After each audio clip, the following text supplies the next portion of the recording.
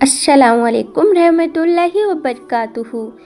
आज हम आपको सुनाएंगे यतीम बच्ची का जो कि हाफिज कुरान थी, ऐसा दर्द भरा वाक़या जिसे सुनकर इंसानियत को भी शर्म आ जाए।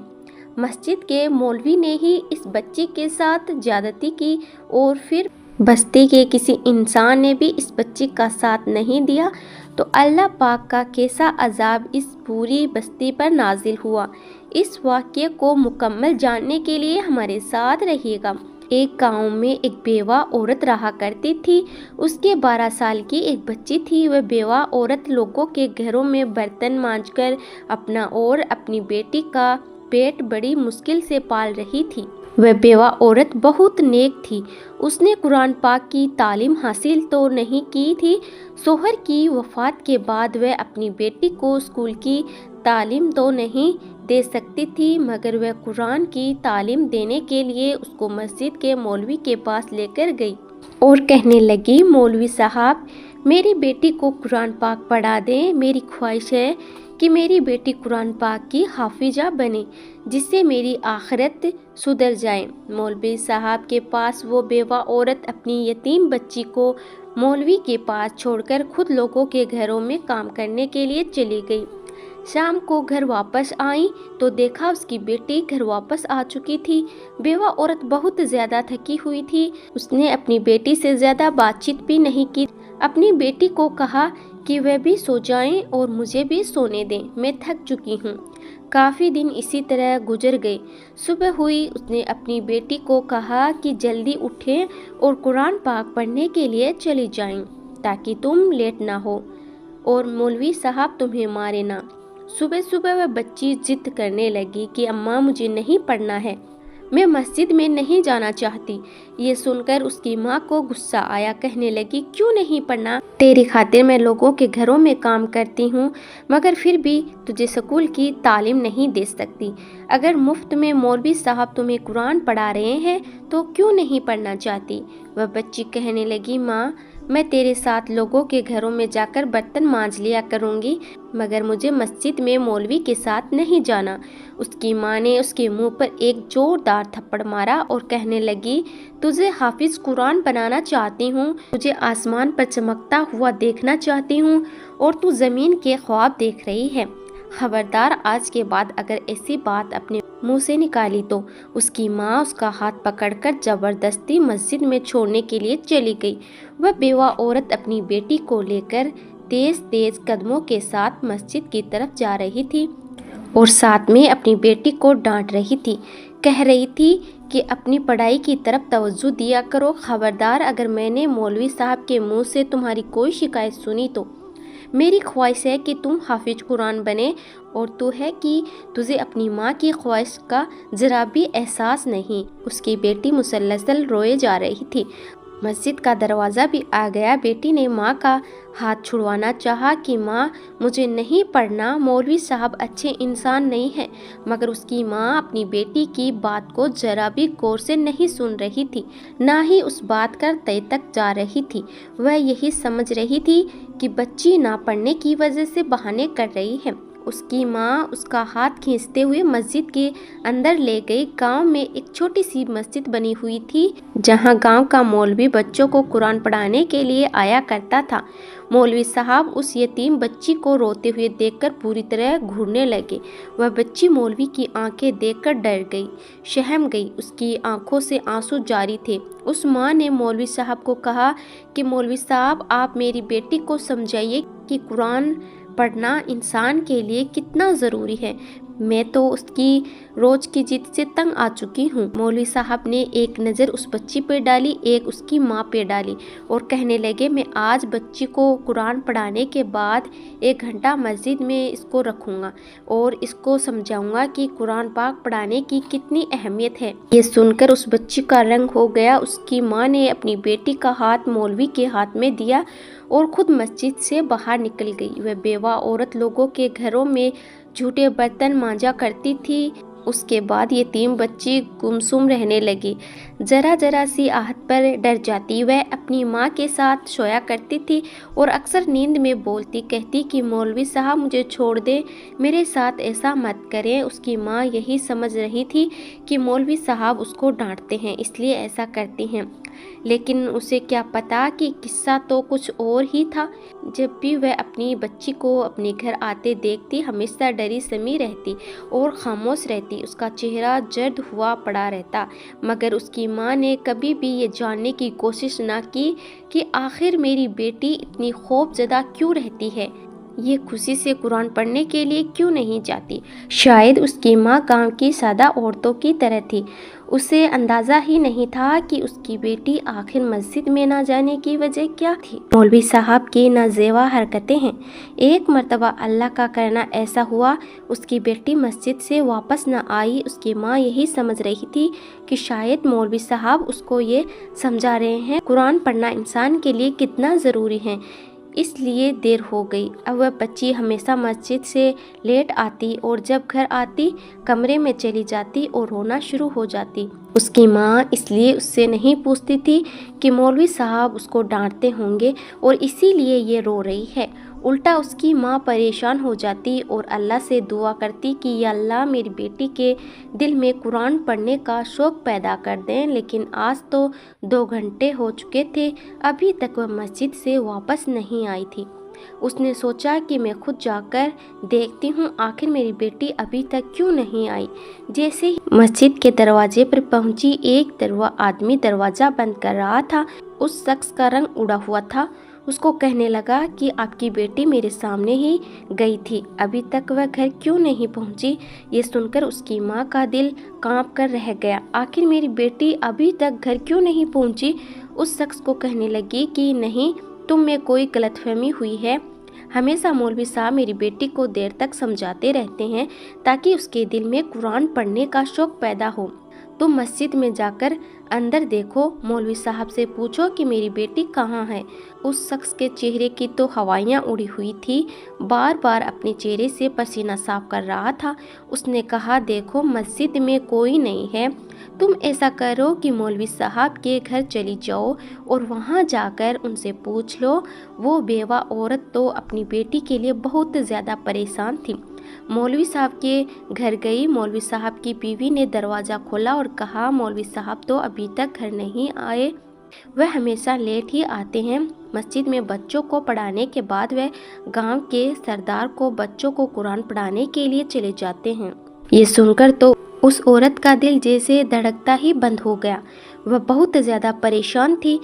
इस बेवा माँ ने सोचा कि मैं एक बार घर जाकर देख लेती हूँ, शायद मेरी नुसरत बेटी घर पर आ ही गई हो। उसने घर जाकर देखा तो घर पर कोई नहीं था। इसी तरह से रात का 1 बज गया, उसकी बेटी कहीं नहीं मिल रही थी। माँ हर घर का दरवाज़ा खटखटाती और पूछती। गाँव वाले भी उस चीज़ पर परेशान थे, क्योंकि उससे पहले ऐसा मामला गांव की किसी भी लड़की के साथ नहीं आया था। आखिरकार वो औरत गांव के चौक में बैठकर जोरों कतार रोने लगी कि मेरी बच्ची कहाँ चली गई। उससे पहले तो ऐसा कभी नहीं हुआ। इतने में ही गांव के बाहर से 2 आदमी गांव में दाखिल हो रहे थे। उन्होंने उस बेवा औरत से कहा कि अरे फैदा बहन, हमने तुम्हारी बच्ची को खेतों में पड़े हुए देखा है। हम तो इस वजह से नहीं उठा के लाए कि शायद उसका हम पर ही इल्ज़ाम न आ जाए। ये सुनने की देर थी कि वह माँ रोते हुए गांव के खेतों की तरफ भागी। आगे का मंजर देखकर तो उसकी चीखें निकल गई। उसकी बेटी इतनी बुरी हालत में खेतों में पड़ी थी और अपनी आखिरी सांसें ले रही थी। माँ तड़पकर आगे बढ़ी और अपनी बच्ची को अपनी गोद में ले लिया। वो बच्ची से कहने लगी कि मेरी बच्ची, तेरे साथ ये किसने किया, तेरी ये हालत किसने की। वो बच्ची बहुत ही मुश्किल से बोल पाई कि मौलवी साहब ने मेरे साथ। उसके बाद इस लड़की ने दम तोड़ दिया। माँ बच्ची को गले लगाकर रोने लगी। गाँव वाले मुश्किल से उस बेवा औरत को और उसकी बच्ची की लाश को उठाकर उसके घर ले आए। उसके रोने की आवाज़ इतनी बुलंद थी कि पास के हमसाया मर्द औरतें सब घर में जमा हो गई। कोई भी नहीं सोच सकता था कि हंसती खेलती बच्ची मौत के मुंह में चली जाएगी। हर कोई कभी बच्ची को देखता, कभी उसकी माँ को देखता। उसकी माँ तो अपने होश खो चुकी थी, क्योंकि वह जान चुकी थी कि उसकी बेटी के साथ बहुत गलत हुआ है। मासूम बच्ची कफन में लिपट चुकी थी। पूरा गांव उस बेवा औरत के घर में जमा था और लोग एक दूसरे से बातें कर रहे थे कि बेचारी मासूम बच्ची मस्जिद में कुरान पढ़ने के लिए गई थी। रास्ते में किसी ने इसके साथ गलत हरकत की और ये वहीं दम तोड़ गई। जब बेवा औरत रोती हुई कुछ संभली, उसने लोगों की बातें सुनी। वह कहने लगी कि कोई और नहीं, मैं जानती हूँ कि मेरी बेटी के साथ ये हरकत किसने की है और मैं हर हाल में उसको उसके अंजाम तक पहुँचा कर रहूँगी। मैं अपनी बच्ची को इंसाफ जरूर दिलाऊंगी। वह इंसान नहीं, भेड़िया है, भेड़िया। जो लोगों के सामने एक इंसान बना हुआ है, वहाँ मौजूद तमाम लोग उसको देख रहे थे और हैरत में थे कि अगर वह कौन है जिसने ये हरकत की, ताकि वह अपनी औलाद को भी उस भेड़िए जैसे इंसान से बचा सके। तभी मस्जिद के मौलवी साहब उसके घर में दाखिल हुए थे। मौलवी साहब को देखते ही उस औरत की आंखों में खून उतर आया और भागकर उनका गिरेबान पकड़ लिया। जैसे ही लोगों ने उसको मौलवी साहब का गिरेबान पकड़ते हुए देखा, लोग उसको पीछे करने लगे, कहने लगे कि ये तू क्या कर रही है? आखिर तू मौलवी साहब के साथ ऐसा कैसे कर सकती है? वो बेवा औरत रो रो कर चीख चीख कर सबको बोल रही थी कि वही है जिसने मेरी बेटी को मार दिया, उसको ज्यादती का निशान बनाया और फिर मरने के लिए छोड़ दिया। अगर मुझे पता होता कि ये ऐसा भेड़िया है जो मेरी बेटी को नोच नोच कर मार डालेगा, तो मैं अपनी बेटी को कभी भी उसके पास कुरान पढ़ने के लिए नहीं भेजती। वहाँ मौजूद लोग मौलवी साहब को देखते, कभी उस बेवा औरत की बातें सुनते। मौलवी साहब बहुत नेक इंसान माने जाते थे। कभी कोई ख्वाब में भी ये नहीं सोच सकता था कि मौलवी साहब ऐसा करेंगे। पूरे गांव में उनकी हर कोई बहुत ज़्यादा इज्जत करता था। मौलवी साहब तो एकदम परेशान हो गए, इतनी जल्दी मेरा राज खुल जाएगा। वह इसी तरह बेवा औरत को बोलते हुए देखकर लोगों से कहने लगे, मौलवी साहब तो एकदम परेशान हो गए, इतनी जल्दी मेरा राज खुल जाएगा। वह इसी तरह बेवा औरत को बोलते हुए देखकर लोगों से कहने लगे, मैं तो अपनी तालिब इल्म बच्ची के जनाजे पर आया था, मुझे नहीं पता था मेरे साथ ये सलूक होगा। वह तो बड़ी अच्छी बच्ची थी, मुझे नहीं पता था मुझ पर ये इल्ज़ाम लग जाएगा। मौलवी साहब ने ये बात इस अंदाज में कही कि लोगों को वह बेवा औरत गलत और मौलवी साहब ठीक लग रहे थे। मौलवी साहब वहाँ से चले गए। उस यतीम बच्ची की तदफीन कर दी गई। गांव की औरतें उस बेवा औरत को कहने लगी, यकीनन तुम्हें कोई गलत फहमी हुई है, हम मानते हैं तुम्हारी बेटी के साथ बहुत बुरा हुआ है, मगर मौलवी साहब जैसा नेक दिल इंसान तो एक फरिश्ता है, वह ऐसा कैसे कर सकते हैं? मगर वह बेवा औरत जिद पर अड़ी हुई थी कि मरते वक्त मेरी बेटी ने मौलवी साहब का नाम लिया था। लोग कहने लगे कि मौलवी साहब तो सालों से बच्चों को कुरान पढ़ा रहे हैं, मगर आज तक ऐसी कोई भी शिकायत नहीं मिली।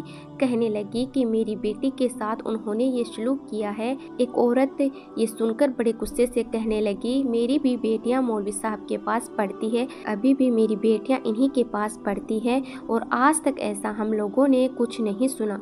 मजबूरन वह औरत खामोश हो गई, कोई भी उसका साथ नहीं दे रहा था। शायद कि वह बर्तन मांजने वाली थी, उसके सर पर ना कोई वाली वारिस था। वह औरत अगले ही रोज उठी और रोते हुए वहाँ के सरदार के घर चली गई। काफ़ी देर इंतज़ार करने के बाद आखिरकार सरदार ने उसको अपने पास बुलाया। उसने पूरी बात सरदार को बताई। उसके बाद सरदार सुनकर कहने लगा कि मेरी बात नहीं है, तुम गांव के काजी के पास जाओ, वही फैसला सुना सकता है। ये सुनकर परेशान हो गई कि उन सब बातों को तो मैं जानती नहीं। वह सरदार के सामने हाथ जोड़ने लगी, रोने लगी, खुदा के लिए मेरी मदद करें, मेरी बेटी को इंसाफ दिलाएं, इन सब मामलात का मुझे नहीं पता। सरदार ने उसको काजी का पता दिया। वो उसके पास चली गई और जाकर पूरी बात बताई। काजी कहने लगा, फैसले की तह तक जाने के लिए तो तुम्हें कुछ पैसे देने पड़ेंगे। और औरत कहने लगी, पैसों की आप फिक्र ना करें, मैं आपको जितने चाहें उतने पैसे लाकर दूंगी। मैं कुछ भी करूं, आप मेरी बेटी को इंसाफ ज़रूर दिला दीजिए। जालिम मौलवी ने मेरी बेटी को मौत के घर उतार दिया। इस बेवा औरत के पास जो कुछ भी जमा पूंजी थी वह उसने बेच दी। अपनी बच्ची के लिए उसने कुछ जमा कर रखा था। सोचा कि अब तो ये किसी काम की नहीं रही, मेरी बच्ची को इंसाफ दिलवाने के काम ही आ जाएगी। इसीलिए उसने सबको बेचा। उसकी सारी रकम काजी को लाकर दे दी। काजी ने उस मौलवी को अदालत में बुलवाया। वह तो कभी सोच भी नहीं सकता था कि बेवा औरत उसे यहाँ तक ला सकती है। बहुत ही बड़ा झटका लगा था कि एक हकीर और बर्तन मांजने वाली औरत भी उसको इस अदालत में पहुंचा सकती है। पूरा गांव उस बेवा औरत पर थू थू कर रहा था। वह नेक मौलवी को अदालत तक लेकर चली गई। लोग कहने लगे कि बेटी तो मर चुकी, उसके साले सवाब के लिए कुछ नहीं कर रही। इतने नेक और अच्छे मौलवी साहब के ऊपर इतना बड़ा केस कर दिया। सब लोग हैरान थे कि केस करने के लिए इसके पास पैसे कहाँ से आए। लोग कहने लगे कि ये पैसे उसके पास कहाँ से आए, ज़रूर ये चोरी भी करती होगी। जिन घरों में काम करती है उन्हीं से चोरी करती है। वह बेवा औरत यूं ही लोगों की बातें सुनती रही और उनको नज़रअंदाज करती रही। वह तो सिर्फ इंसाफ चाहती थी अपनी बेटी के लिए। हर बार वह काज की अदालत में जाती और मौलवी साहब न आते। हर बार अदालत अगली तारीख पर डाल दी जाती। यूं ही 6 महीने गुजर गए। हर महीने उस काजी को मुँह मांगी रकम मिल जाती थी, यहाँ तक कि उसकी हर चीज़ बिक चुकी थी। अब उसके पास कोई चीज़ नहीं बची थी। सारी रात वह रोकर अल्लाह से दुआ मांगती रही, जा नमाज पर बैठकर रोती रही और अपने अल्लाह से बातें करती। कहने लगी, अल्लाह ताला, काश कि मेरा जहन इतना रोशन होता, मैं उस मौलवी का भयानक चेहरा पहचान लेती। ए मेरे अल्लाह, काश कि मैं इतनी अक्लमंद होती कि अपनी बेटी की हरकतों को अपनी नज़र में रखती और आज मेरी बेटी मेरे पास होती। इस तरह मुझे अपनी बेटी को खोना ना पड़ता। मेरी तो दुनिया ही उजड़ चुकी है। अब ये दुनिया वाले ना जाने मुझे कभी इंसाफ दिलाएंगे या नहीं। अगली सुबह वह औरत दोबारा इस काजी के पास गई। काजी कहने लगा कि अब वह वक्त आ चुका है जब मैं उस मौलवी को कड़ी से कड़ी सज़ा दिलाऊंगा, मगर तुम्हें इसके लिए मुझे डबल रकम देना होगी। थोड़ी देर के लिए तो वह बेवा औरत सोच में पड़ गई, क्योंकि अब उसके पास सिवाय घर के कुछ नहीं था। वह काजी कहने लगा कि अब हर हाल में वह फांसी पर चढ़ जाएगा। उस काजी ने बहुत ज़्यादा यकीन दिलाया और कहा, हाँ, उसके लिए मुझे डबल रकम की ज़रूरत पड़ेगी और देखना फैसला कैसे छुटकिया। मुझे डबल रकम की जरूरत पड़ेगी और देखना फैसला कैसे चुटकियों में होता। मुझे डबल रकम देनी पड़ेगी और देखना फैसला कैसे चुटकियों में होता है। तुम देख लेना किस तरह लोग उस मौलवी को घसीटकर इस अदालत में लेकर आएंगे और तुम्हारे कदमों में से उस मौलवी का सर रखेंगे। यह सुनकर उस बेवा औरत को बहुत ज़्यादा तस्कीन मिल रही थी। ये सुनकर ये कहने लगी, ठीक है, मैं सुबह आपको रकम लाकर दूंगी। वह काजी दिल में बहुत खुश हुआ। वह जानता था कि ये सादा सी औरत है और मेरी बातों में आ जाएगी। अगले ही रोज़ वह बेवा औरत सरदार के घर गई। वहाँ मौलवी साहब सरदार के बच्चों को कुरान पाक पढ़ा रहे थे और उसको देखकर तंजिया मुस्कुराहट के साथ देखने लगे। उस बेवा औरत का बस नहीं चल रहा था कि वह उस मौलवी साहब का मुंह नोच लेती और वहीं उसको जान से मार देती, मगर आंखों में आंसू लिए आसमान की तरफ देखने लगी। उसने अपना घर सरदार को बेच दिया और पैसे लेकर सीधा काजी के पास चली गई। काजी ने पैसे लेकर उसको कहा, बस अब तुम सुबह होने का इंतज़ार करो, तुम बहुत बड़ी खुशखबरी सुनोगी। ये सुनकर वह बेवा औरत सुकून से अपने घर वापस चली गई और सोचने लगी कि कल वो मौलवी साहब फांसी के तख्त पर लटक जाएगा। मगर अगला दिन यूं ही खामोशी से गुजर गया। यूं ही 2-3 दिन गुजर गई। वह मजबूरन काजी के घर गई और वहां जाकर रास्ते में चौकीदार ने रोक लिया। कहने लगा कि बीबी काजी साहब यहाँ मौजूद नहीं है, वह अपने बीवी बच्चों के साथ दूसरे इलाके में घूमने के लिए गए हुए हैं और 2 महीने तक उनका आने का कोई प्रोग्राम नहीं। ये सुनकर वो औरत हक्की बक्की रह गई और कहने लगी कि मेरी बच्ची का केस चल रहा था और परसों उस केस की सुनवाई थी, ऐसे कैसे हो सकता है? वहाँ से दौड़ती हुई सीधा सरदार के पास गई, उसको जाकर पूरी बात बताई। सरदार बड़ी ही अजीब नज़रों से उस बेवा औरत को देख रहा था। कहने लगा, तुमने तो कब से इस केस को बंद करवा दिया है, तुमने तो गलती से मौलवी साहब के ऊपर इल्ज़ाम लगाया था, उसके बाद तुमने केस वापस ले लिया, इसीलिए वह तुम्हारा केस बंद हो चुका है। यह सुनकर उस बेवा औरत के पैरों तले ज़मीन निकल गई। अचानक एक मुलाजिम आया, उसको धक्के देकर वहाँ से निकाल दिया। कितनी देर तक वह ज़मीन पे धड़े मारकर रोती रही। वह ऐसे कानून का जनाजा निकाल रही थी। ये कानून तो सिर्फ अमीर लोगों के लिए होता है, गरीब लोगों के लिए तो सारे असूल बनाए जाते हैं जिन्हें उन्हें पूरा करना होता है।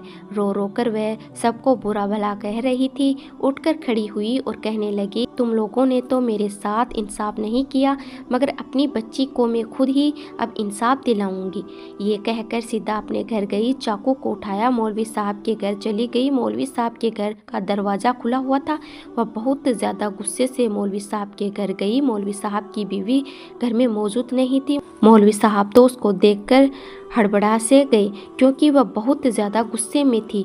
उसके हाथ में चाकू भी था। वह एक शेरनी बनी हुई थी। जैसे जैसे ही उसने मौलवी साहब के ऊपर हमला किया, मौलवी साहब ने उसका हाथ पकड़ा और एक जोरदार थप्पड़ उसके मुंह पर मार दिया, मगर उसने हिम्मत न हारी। वह यूं ही मौलवी साहब के साथ लड़ती रही, उनको कह रही कि तूने ही मेरी बेटी को मारा है, तू एक इंसान नहीं, तू दरिंदा है। लोगों के सामने तू फरिश्ता बना फिरता है, मगर अल्लाह पाक ने तुझे औलाद जैसी नेमत से नहीं नवाजा, तू बे औलाद है और बे औलाद ही रहेगा। इतना कहकर उस बेवा औरत ने मौलवी साहब के बाजू पर चाकू मारा। उनके बाजू से खून निकलना शुरू हो गया।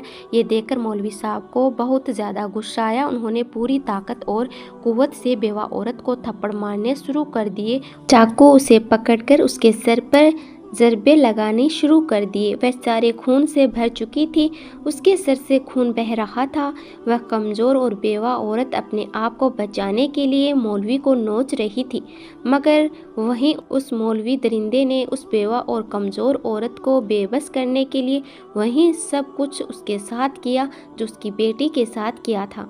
उस मौलवी ने उस बेवा औरत को भी ज़्यादती का निशान बनाया और फिर किसी फजूल चीज़ की तरह घर से बाहर फेंक दिया। वह बेहोश हो चुकी थी। जब होश में आई तो उसका जहनी तवज्जो बिगड़ गया। दुनिया का कोई होश नहीं था। पहले बेटी की मौत का गम, गुर्बत की सताई हुई और काज की अदालतों के चक्कर लगाकर जलील हो चुकी थी। उसकी हर चीज़ बिक चुकी थी, मगर अब वह पागल हो चुकी थी। मारी मारी गलियों में फिरती रहती, लोगों के घरों के दरवाजे बजाकर उनको कहती कि देखना, तुम लोगों ने मुझे इंसाफ नहीं दिलाया, मेरी मदद नहीं की, मेरी बच्ची मर गई, तुम लोगों ने मुझे इंसाफ नहीं दिलाया, अब अल्लाह ही मेरा इंसाफ करेगा। तुम लोगों ने तो मेरा साथ नहीं दिया। पहले तो लोग उसकी बातें सुनकर शर्मिंदगी महसूस करते और दुख करते, लोग उसको खाना भी दे दिया करते थे, मगर आहिस्ता आहिस्ता जब उसकी ये आह और बद्दुआएं बढ़ती गई तो लोगों को उस पर गुस्सा आना शुरू हो गया। उन्होंने उसको पत्थर मारने शुरू कर दिए। वह भूख प्यासी दर दर भटकती रही और एक रोज़ वह बेवा औरत कचरे के ऊपर मरी हुई मिली।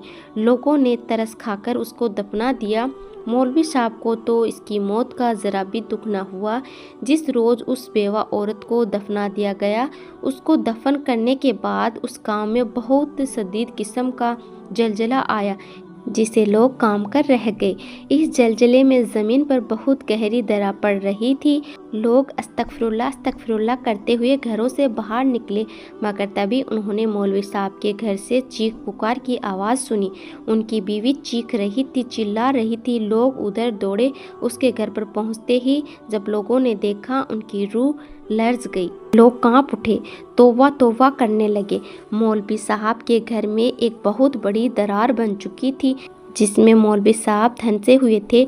उनका पूरा जिस्म जलजले से फटने वाली ज़मीन में धंस चुका था और सिर्फ उनका चेहरा नज़र आ रहा था, और वह चेहरा एक कुत्ते नुमा शक्ल का बन चुका था।